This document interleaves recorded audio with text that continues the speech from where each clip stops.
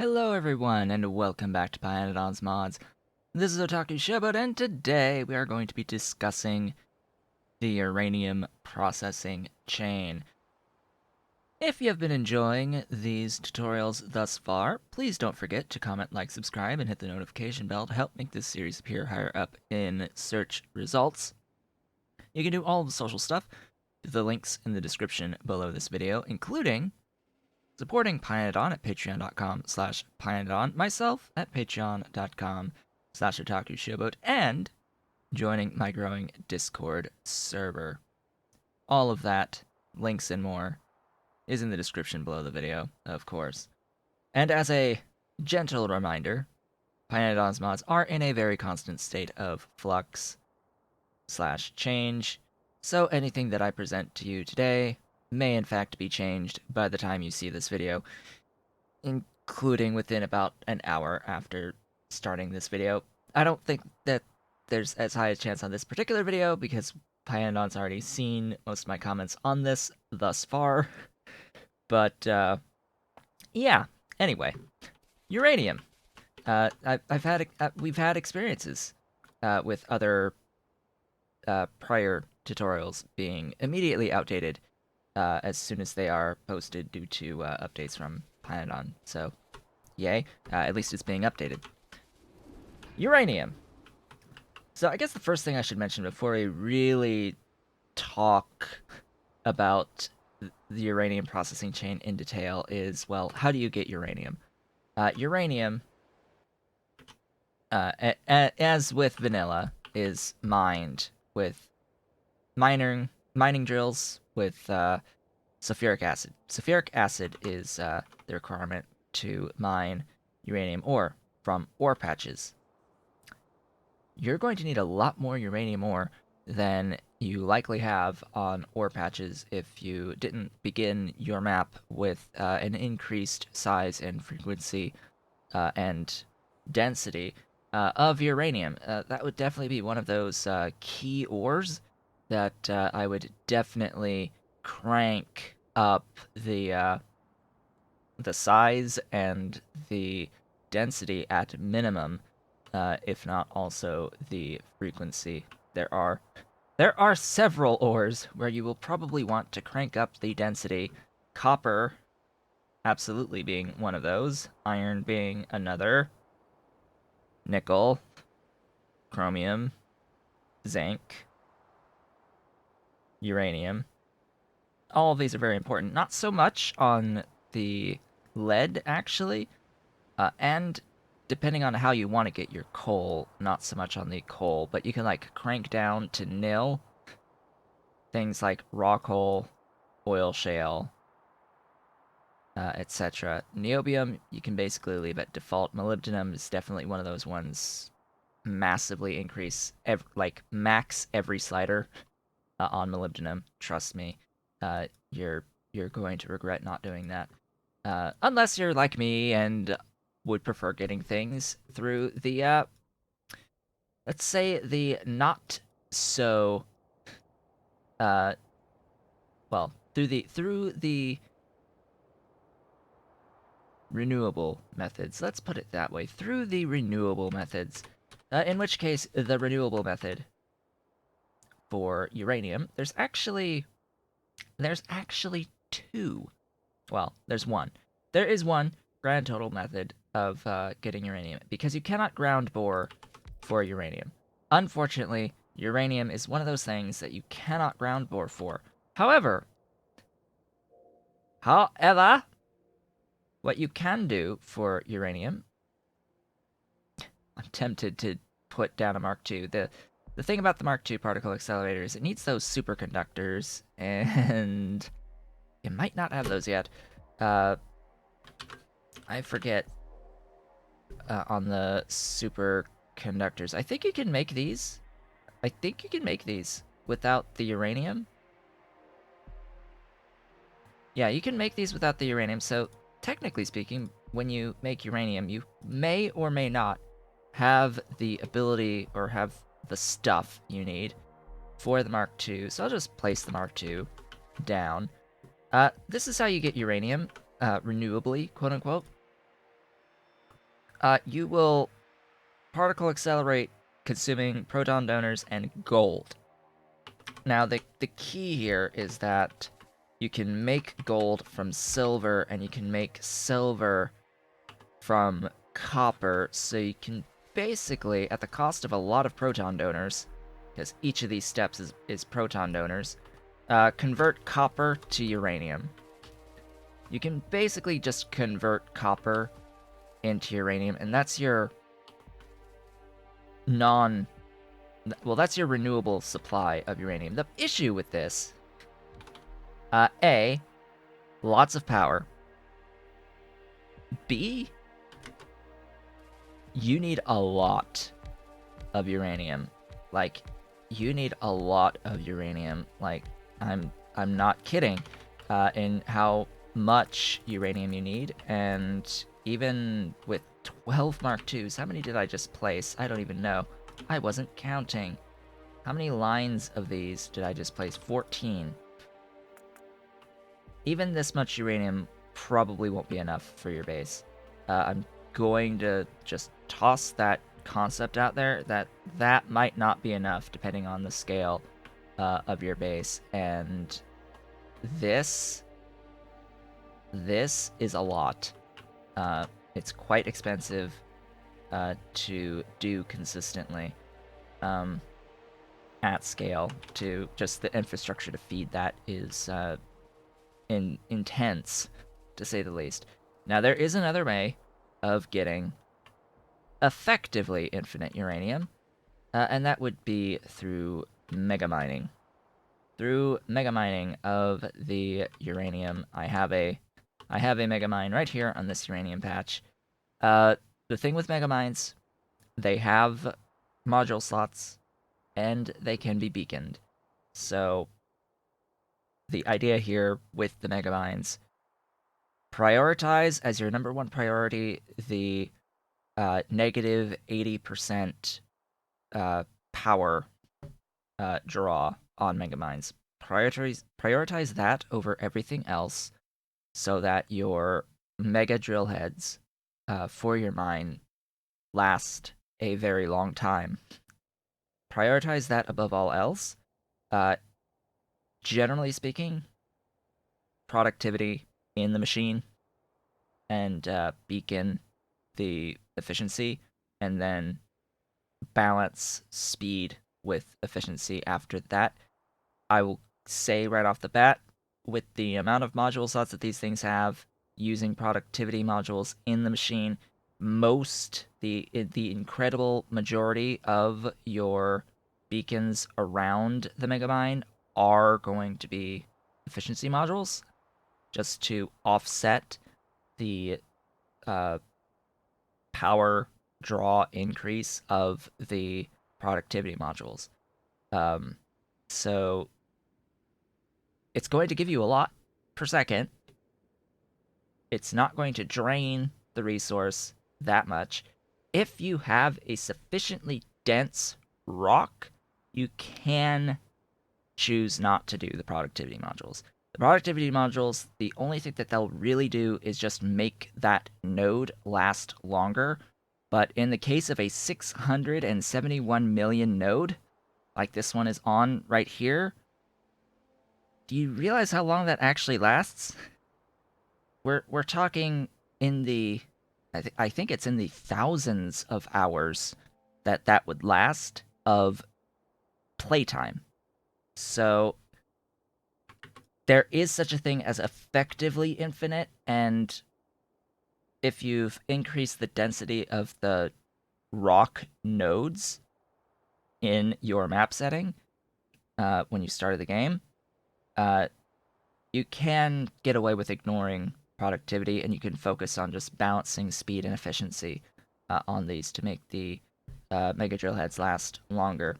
And that will be a fast-ish, good primary method of getting sufficient quantities of uranium to feed your base. Now, what do you need uranium for beyond the ore itself? And, like, if you want to do vanilla nuclear, which don't do vanilla nuclear, it's not that great of an option.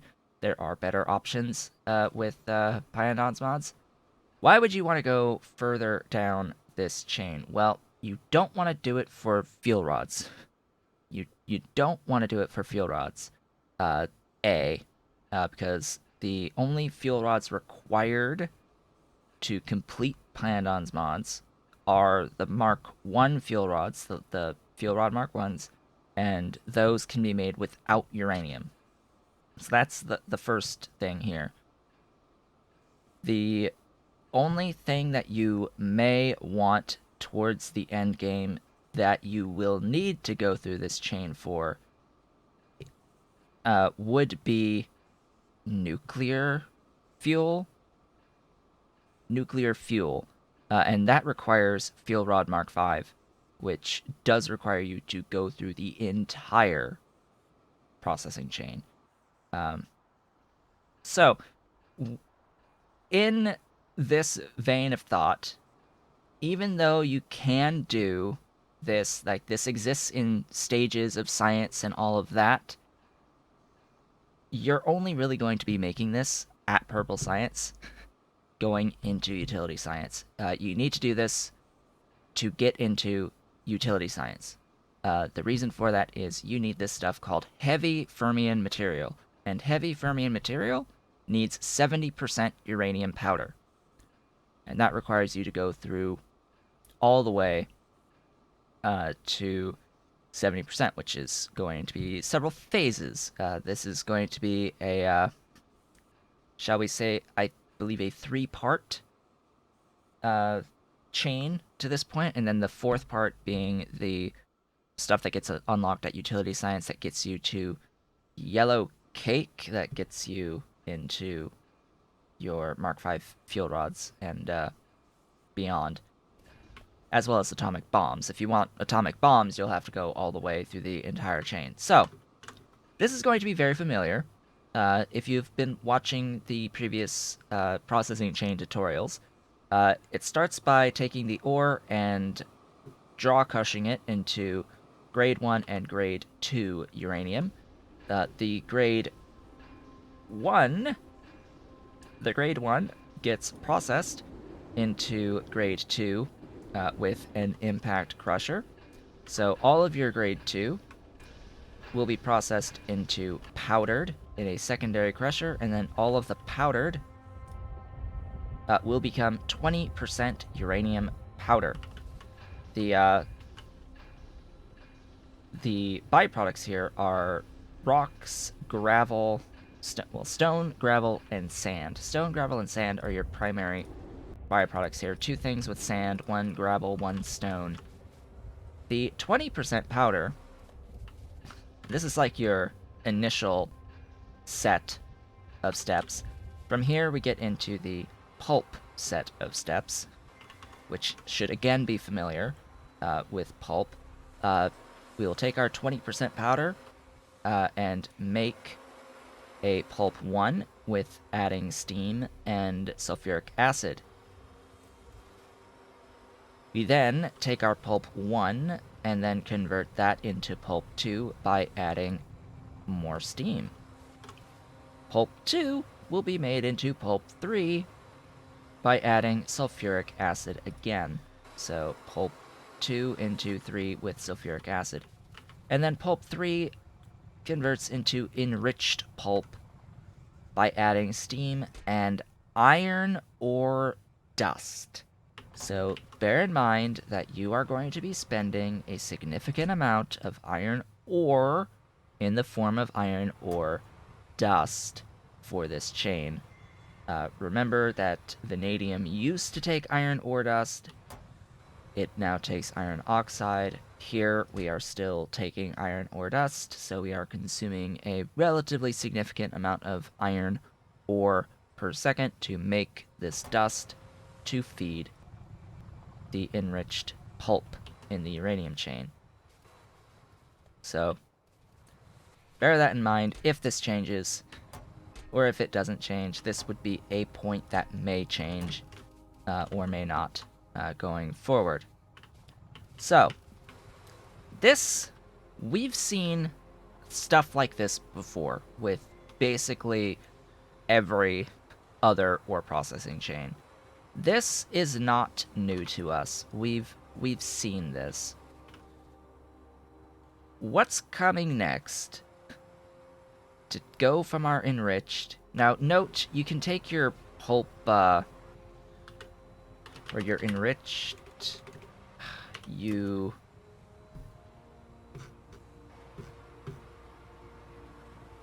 can take your enriched pulp and make 40% powder at this step. So you can take enriched pulp.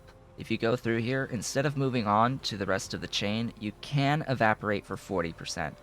40% gives you a Mark 1 fuel rod recipe that you should never do, as well as it's required for the Mark 3. So bear it in mind, for the Mark 3 fuel rod, I think the 20% is used in the Mark 2 fuel rod, up here, this powder. So bear in mind, if you want to make Mark 3 fuel rods, which there's literally no point. There is literally no point to do this.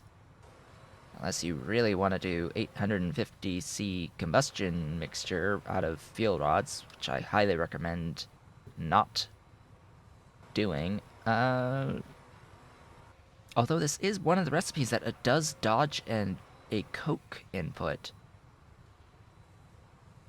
You might want to consider it consider a combustion mixture recipe that dodges the coke input, but is it really worth spending the uranium on that? Not really.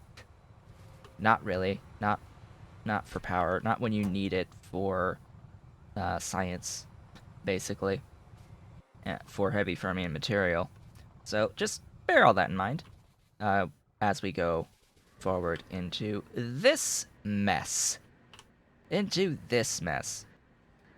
So, if I were to attempt to describe this in words, I guarantee that you would not be able to follow what exactly I'm saying, because it's a lot of numbers and percentages that this deals with. So, we're going to go through this visually and systematically. And one thing I will note here is that the primary outputs of the hydroclassifiers go to other hydroclassifiers, and the primary outputs of thickeners tend to end up in other thickeners. So let's keep that in mind. Of course, we do have two hydrocyclones here that sort of complicate things a little bit. Not the first one, but the second one. So, this is our enriched pulp. We start with our enriched pulp, okay? And then I'm just using these 3000L tanks because they are somewhat space efficient. They're more space efficient than the big 10K tanks. Well, 100K tanks. Just because these hold 30,000 in a 2x2 square versus the Giganto tanks that hold just 100K. You can fit significantly more of these in the same footprint than one of those. So that's why I'm using them. Yes, it's more entities, though, which will slow the game down over time to a greater extent than using just the single big tanks. Whatever floats your boat for what you want to do with buffers for storage. Because it was suggested to me that I have buffers of some description for this chain. As it turns out, in my experience, you don't actually need to worry about it. You don't actually need to worry about it if you've built it at ratio. Now, what is the ratio? It is as you see here. What is the ratio? This is. For all intents and purposes. One building making enriched pulp will feed one building converting 70% uranium fluid into powder. That's the intent. So if we were to abstract away everything that's going on in this part of the chain, it is 50 enriched pulp out to a half a powder out. Or I should say 50 enriched pulp in to this to a half a second powder out. At least that is my interpretation of the intentions from Pyanodon as the source. That is how it is supposed to be. Whether or not that's actually true, well, I'm not doing the math to check.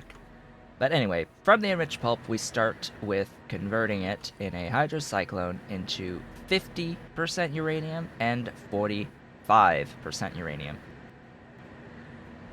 So, this is the key point here.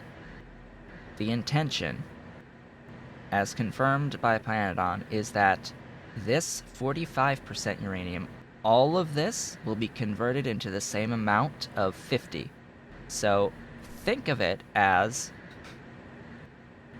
what you have in is what you will have out in 50%. So the 50 enriched pulp in, remember we were at 50 from this agitator up here, will end up in grand total, grand scheme of things, 50 of the 50% out. We're going to follow from the 50% at first, because following, like, this is a split where many interesting things will happen. So, the 50% right here goes into... wait, are we starting with 50 or are we starting with 45? I think we're actually starting with... Oh gosh, so even I am getting confruzzled. So this, yes, this takes 50. 50. So we're going in this way. Even I am getting confused by my own pipe setup here. So the 50 will go into the other hydrocyclone and convert into 65. And it will do this 50 in, 50 out in total. So let's keep this in mind. 50 in, 50 out. Effectively, that's the intention for this if you have the full 50 of enriched going into this system. This will give you 65 and only 65. And then the 65 plus 35 will give you the 70 as well as 43. The 70 as well as 43. Now, where does the 43 go? What the heck happens with the 43? Well, the 43 becomes, by adding 25, 45 and 33. Well, here's that 45 again. Remember, we had 45 right here, the first hydrocyclone. So this is combining its output to give you 45. We'll worry about the 33 in a little bit. So remember that thickeners go to other thickeners in general. For the exception, thickeners going to thickeners means that the 33 will go to another thickener to process the 33. The 45, yeah, that's going back into a hydroclassifier. The first of the ones that we will talk about. This will go into a hydroclassifier to process our 45, our combined 45 between these two. This will take 45 in and make 50 and 40 out. 50, 50, and 40 out. So, remember what I was saying is that we're going to effectively end up with twice the amount, or a 1-to-1 between the enriched and the 50 as the intention. And there's going to be other parts of this that act like catalysts, basically. Now, the 40. Remember that hydroclassifiers go into other hydroclassifiers. The 40. We already know what happens to the 50. The 50 goes into this hydrocyclone and then makes 65 and then makes 70. Effect, pretty much. The 40. The 40 is going to become 30 and 35. 30 as well as 35. Have we seen 35 before? Yes, we have. 35 is the input into this thickener to make our 70% out of 65. So this 35 output, all of it is going directly in to make our 70% out of 65 and 35. And it gives us some 43, and that loops, basically. Now, the 30, remember how I said classifiers go to other classifiers. The 30 becomes 20 and 25. Well, have we seen a 25 before? Yes, we have, as an input here on the 43 plus 25 to make 45 and 33. Remember that this was bringing in the output, the other output of this thickener, making our 70%. So this is processing this. It is our addition in our 20. It is that 25 input that we needed. So that's what we do with that 25. It goes, all of it is going into this. What about the 20? Well, the 20, again, hydroclassy into hydroclasses. The 20 gets processed into 15 and tailings by adding water. The 15 gets processed.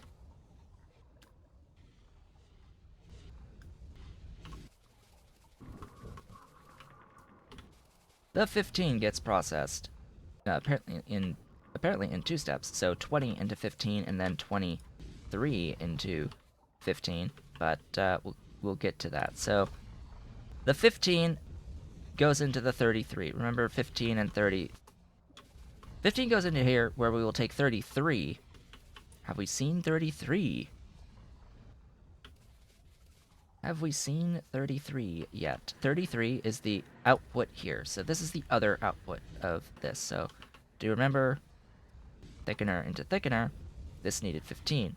And we have already followed the process of our 20. Remember, 25 feeds in to this guy. This gives more of the 25, or it gives the source of our 25. So there we go. It goes in, the 15 goes in here, and that cycles. And the 23 that is output from here becomes more 15 as well. So the 23 becomes 15 down here in this thickener. 23 into 15, which feeds back into this system that's taking 33 in and 15 in to give us 25 and 23. Well, that is basically how that works. And then all of the 20 from the other process chain, everything that was made into 20 becomes 15 and goes right back into this as well. So you have two sources of 15, this looping itself back from 33 into 15, as well as 15 from 20, from 30, from 40, from 45, from our start. So 45, 40, 30, 20, 15, 25 slash 23. This says this recipe name is 23. The thing is, the 23 is not the important part here. It's the 25 that's the main primary output that you're looking for. Here, the 23 just feeds back. It's just part of the feedback, because it's 23 to 15 that inputs back to make more 23 and 25.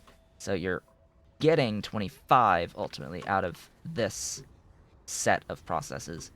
And that, of course, goes back in to this 33%.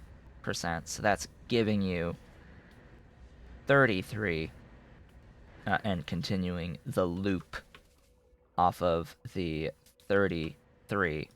Hey, look, it's a loop. It's a loop-a-de-loop. It's a loop-a-de-loop. But really, so see here, you're ending up with 45, and all of that's looping, right? So this 25 in is basically coming from the 33 out. So this 33 out is ultimately ending up as more 25 in here.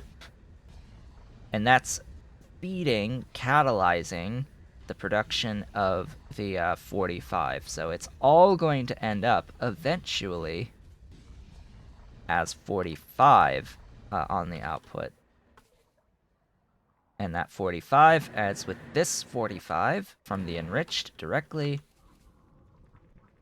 ultimately ending up with more 50. So we're ending up with a lot of 50. We are enriching all the way up to 50, and then all of that 50 becomes 65, becomes 70.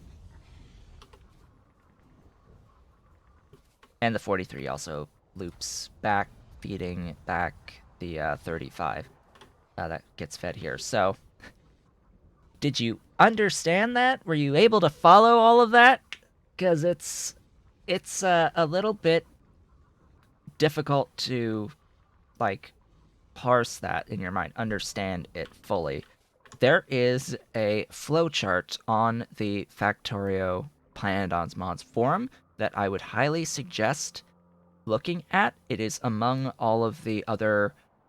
It's a big Imgur gallery of flowcharts. It's in a pinned topic in the Pyanodon forum.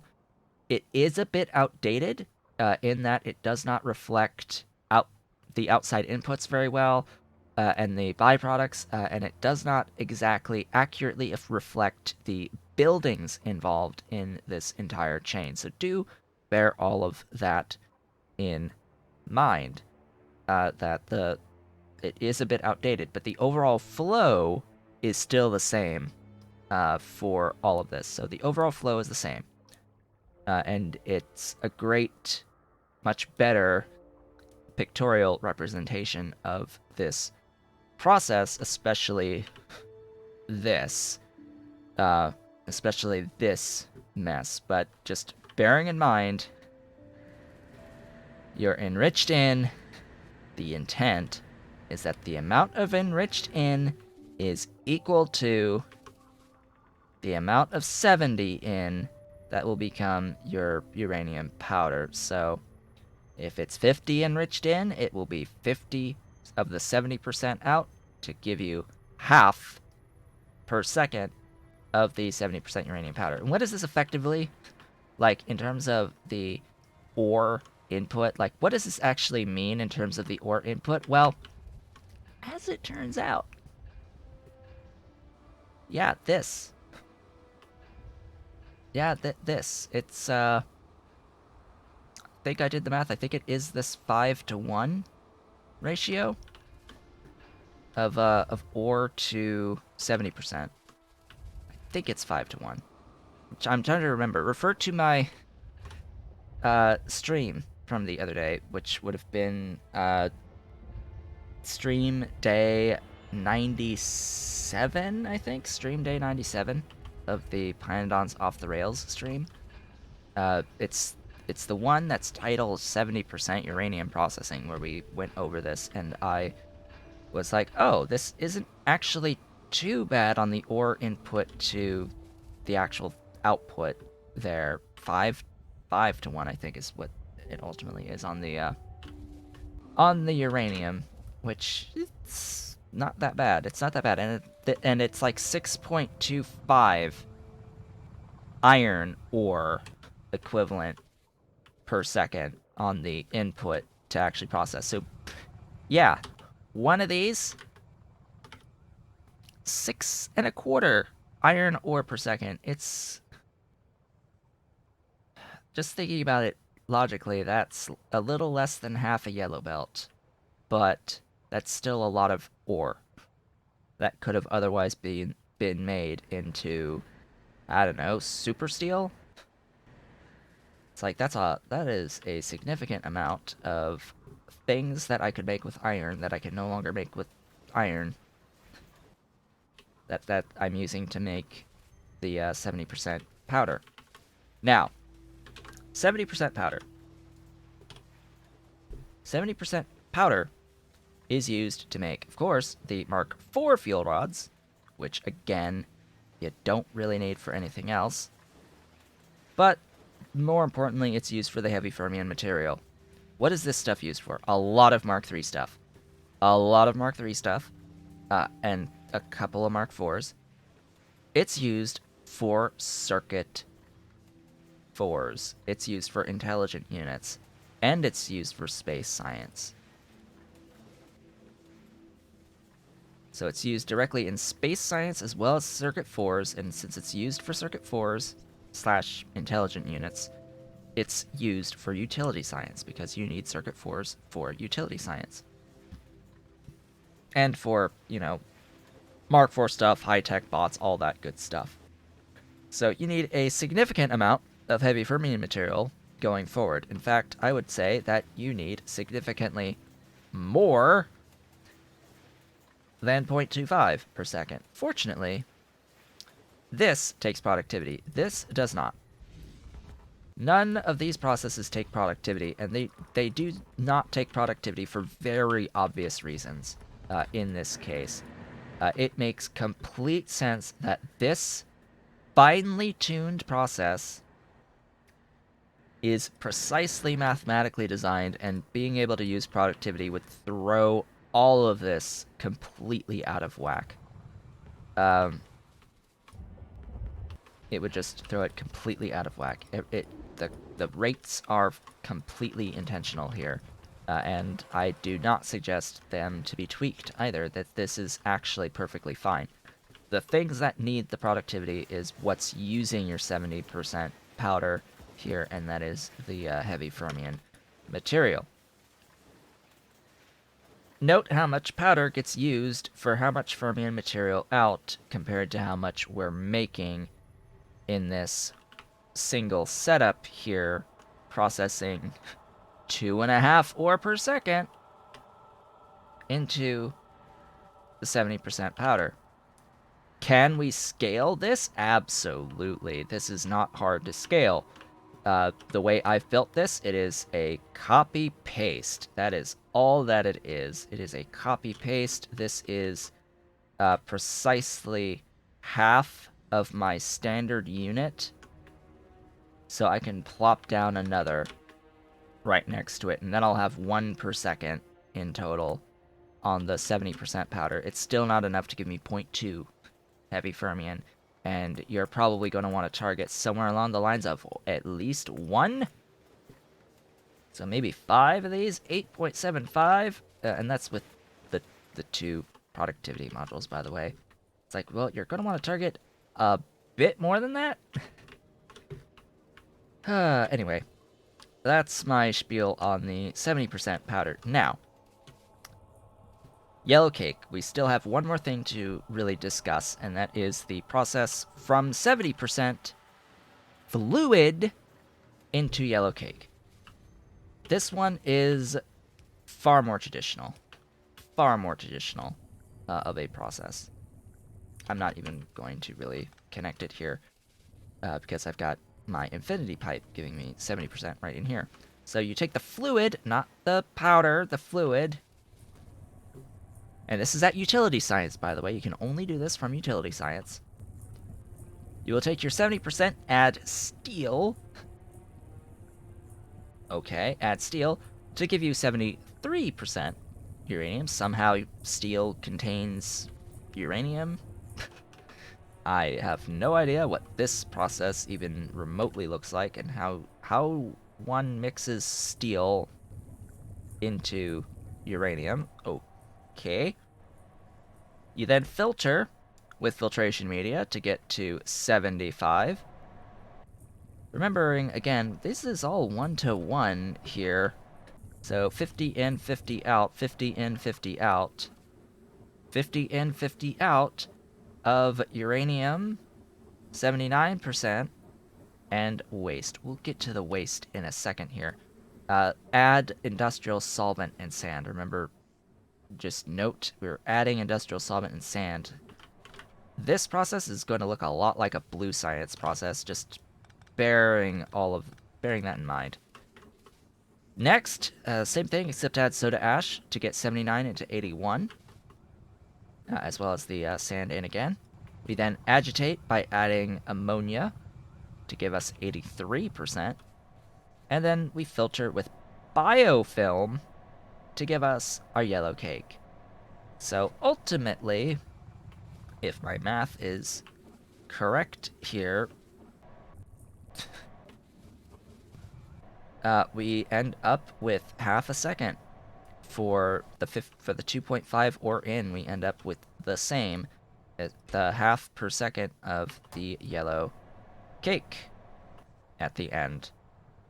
So this is an interesting chain, in that the amount of uranium in doesn't really change, or shall I say that the output of whatever you're ending with doesn't really change as you go down the chain. You don't end up with less of anything, regardless of where you stop. So even though we've done more steps here to get to the yellow cake, we're still ending up with the same amount of yellow cake as we did with 70% powder in the end. Now, what do you use the yellow cake for? The glorious yellow cake. As I was saying earlier, it is used for atomic bombs by adding rocket control units and explosives. It is used for Mark V fuel rods by adding Mark I fuel rods and lead plates. Do not do uranium-based fuel rod Mark Is to feed into this. Yellow cake is bad enough. The Mark V fuel rods, outside of being used as fuel themselves, can be used for fuel cells Mark V, the uranium fuel cells Mark V. I don't know why one would use these under any circumstance over basic fuel cells. This is just time, how long they last. I don't know why one would do this. These are only used in vanilla uranium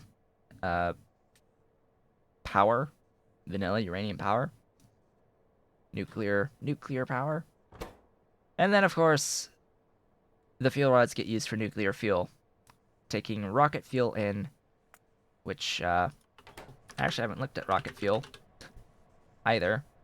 Rocket fuel is just solid fuel and 2 fuel rod Mark Is, and that is fine. That is easy. That is easy. That is also not bad. The focus is on the circuit board 3s, though. Interesting. For reference, it is easier to get space science through vanilla rockets in Pyanodons mods than it is to do so via the quantum computing, in terms of like what you need to make but it is heavier on total inputs. If I think I'm understanding that correctly. It's heavy on total input, raw input,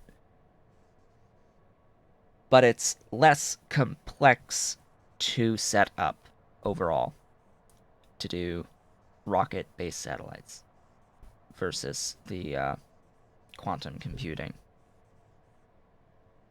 They depend on different things. But yeah, nuclear fuel. And then what's nuclear fuel for? It's just fuel. It's just fuel. So, if you want nuclear fuel, you have to do this. And I would say if you do this, well, one building each. That's all you need. That's effectively all you need. It's 2 buildings here for the two of the leaching stations here, and for the all this is Mark II, by the way, in case you didn't notice. It's 2 leaching stations to make the pulp 1, just to give us enough, the at least 50 pulp 1 to feed into the 50 of the agitator here, to feed the 50 pulp 2, to feed the 50 pulp 3 through these 2 to feed into the 53 into the 50 out on the uranium-rich pulp. You can absolutely scale this a little bit, but just bear in mind the ratios. One of these means one of everything else to do one of these at the end. And thus far, I have noticed that in my build of this, these aren't even required. Like, the buffers and all that, yeah, they're not actually needed. In fact, they might be an active hindrance to this, because this is operating 100% of the time without backups as is. So that is the beauty of a well-designed and well-mathed system. This just works without backing up. I am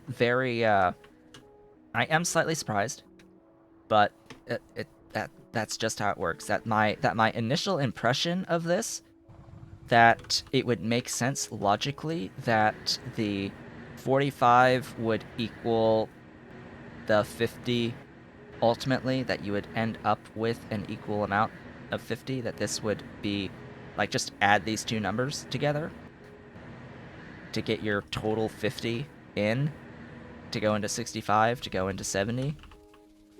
And it just so happens that 50 enriched in will be 50, 70% out, which will be half a powder out. So it's like, oh, that makes logical sense to me. And that is, in practice, how it actually works out. In practice, that works out. Even without doing any of the math, that is how it works in practice. This is operating 100% of the time without backing up on the 70%. That's how I know that it is accurate, because we're producing fully at all times without the need to worry about having a buffer here. It is using fully the 70% as it's being produced in time with how it's being produced. With that, we have reached the end of this lengthy uranium processing video. We are 50 minutes in, approximately 49 and change. I would like to thank you all for watching. This has been Otaku Showboat. I hope that I have helped to clarify some of this. Oh, there is one other thing. We have one more thing. So that uranium waste that gets produced way up here, the uranium waste is actually involved in vanadium processing. So the uranium waste gets converted if you add sodium carbonate to it into vanadium mixture in a 1-to-1 ratio. And then the mixture will become pregnant vanadium oxide acid solution. Divanadium pentoxide, or just vanadium oxide, acid solution. Now, where does that go into the vanadium chain? Where does this exist in the vanadium chain? Well, this is the end of the vanadium chain. The vanadium chain that I have right here. It is the final steps. The least complex part of the entire vanadium chain is where this inputs into, which means if I click on this, our primary source of the pregnant solution, this thing produces up like 50 max, and it's not operating all the time. It doesn't operate all the time.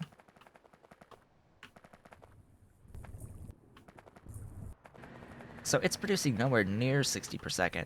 This would actually be producing 50 per second. And why is that? Because it's 50 uranium waste. This is 50 uranium waste. So if you're doing the uranium chain, there may be good reason, if you are doing yellow cake at utility science, this would be a viable means of getting a lot more vanadium oxide than what you are currently producing. It is completely viable as a means of dodging all the rest of the chain to go directly into the last 4 steps, into the pulp 4-5 precipitate, and then into the vanadium oxide in the end, because this is not the hard part. And what does it ultimately cost? Some sulfuric acid and sodium carbonate. Like, that's what that costs, and you can consistently get 50 per second for each of these. So you could basically convert 2.5 uranium into vanadium. A lot of vanadium for 2.5 uranium. So that is an option, if you so desire. You can effectively convert, even if you don't, like, you could do something dedicated, like just do it for the waste and have this, you can have this process be your vanadium chain. Like, frankly, you can have this process be your vanadium chain if you really wanted. I would not suggest it, but that is an option for you.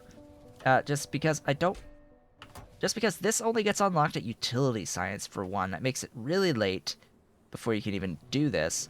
And then, what's really the point of going up to yellow cake anyway? At all. Because you don't actually need any of the things that the yellow cake makes.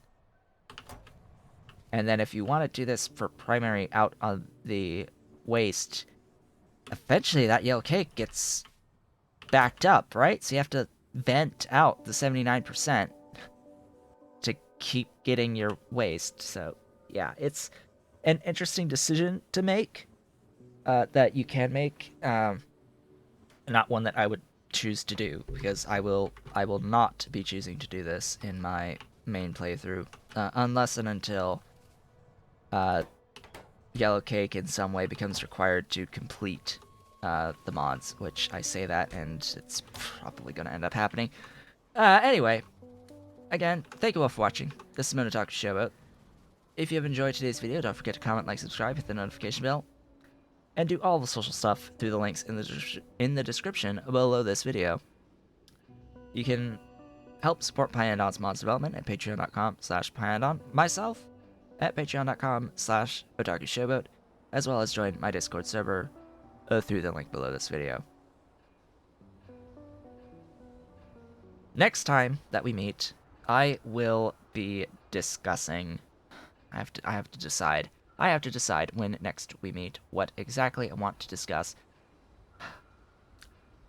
Let's just say circuit force. My experience thus far has been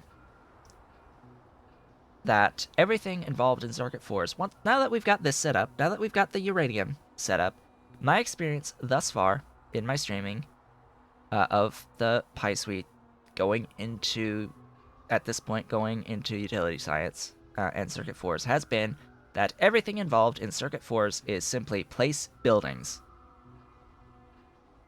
and not really any new major chains. There is a chain that is technically new that is Relesia processing, like actual flower processing.